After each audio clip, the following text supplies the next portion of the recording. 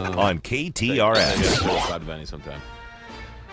7:50 here, Big 550 KTRS. Well, today is really election day. It's when the electors go to the polls and they will elect Donald Trump, or so they are supposed to. That's how the Electoral College works. Carl Bearden, good friend of the show, not good enough to come in and join us on a cold morning. Good morning, Carl Bearden.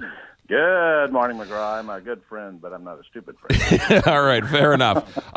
You wrote this nice story on your website, United for Missouri. It's how the Electoral College prevents tyranny. Explain that. Well, the founders were very intelligent guys when they wrote the Constitution, and they wanted to make sure that all states had a voice in electing the president of the United States. And so they set up a system called the Electoral College that prevented the tyranny of the large states from overriding the smaller states, such as Missouri, from having a say in that election, and that's what we see happening today.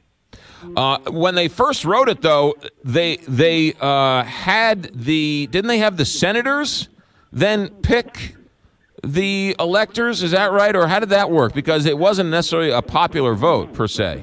Well, they actually had a debate about what they would do. They would have the popular vote, or they would have, state legislators elect the electors or whatever. But what they did decide on was that the states would determine who the electors would be. So that part has always been part of our Constitution, that the states would determine how their electors would be voted. Now, they have made changes to how the Electoral College worked. For example, they made a change to say that you voted for the president and the vice president as one unit. Originally, you voted for each, the president and the vice president, and there was a little chicanery that went on so that Thomas Jefferson and Aaron Burr, who was his vice president, each got the same number of votes, and that was a little embarrassment because it took 40 rounds of voting to get Jefferson elected as president. So they made a little change in Amendment 12, and then Amendment 23, they gave the District of Columbia 3 electoral votes. So other than that, the Electoral College has worked as it was intended by the Founding Fathers. So now, they also, in the last couple of weeks, they've said that the Electoral College was to sort of protect the people from themselves. Do you agree with that? Well, again, the tyranny of the majority.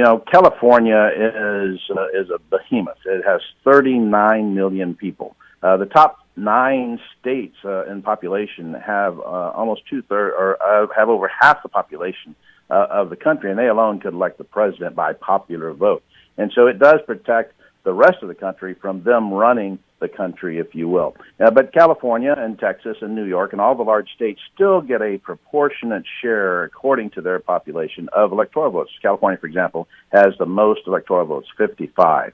And so that's a unique system. It's a very smart system. California still gets 55 votes, but Missouri, as small as we are, still gets 10 votes. So we still get a sizable voice in this measure, and it works out great. That didn't work out if you're a Hillary supporter so much, but for the rest of the country, it worked out well. So there are all sorts of people, things underway to change the Electoral College. And when I was filling in for Jim Bohannon a couple weeks ago, I spoke with a man who is well on his way to changing the Electoral College. And what he wants is each state gets to choose how they appoint their electors.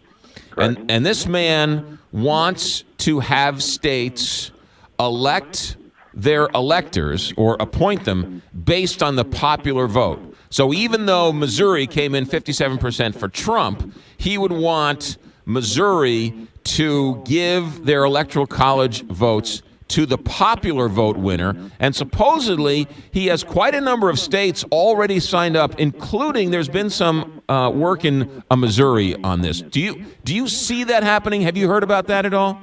Yeah, that's called the National Popular Vote Movement. There are 11 states so far that have agreed to this compact. And so what they would do, once they get a number of states equal to 207 electoral votes, which is what it takes to elect the president, right, it would go into effect. And so what would happen is Missourians might as well not go to the polls to vote, because if our vote is not going to count, and they would say that our vote would count more, well, it would count less, because obviously the person we voted for would not receive our electoral votes. And so it is a movement. It's actually a backdoor way of getting rid of the Electoral College, right, while at the same time saying, hey, we're keeping it, but it's a snake oil salesman approach to it. Right. Well, if you're in Missouri, and your vote, the electoral vote, would go to Hillary.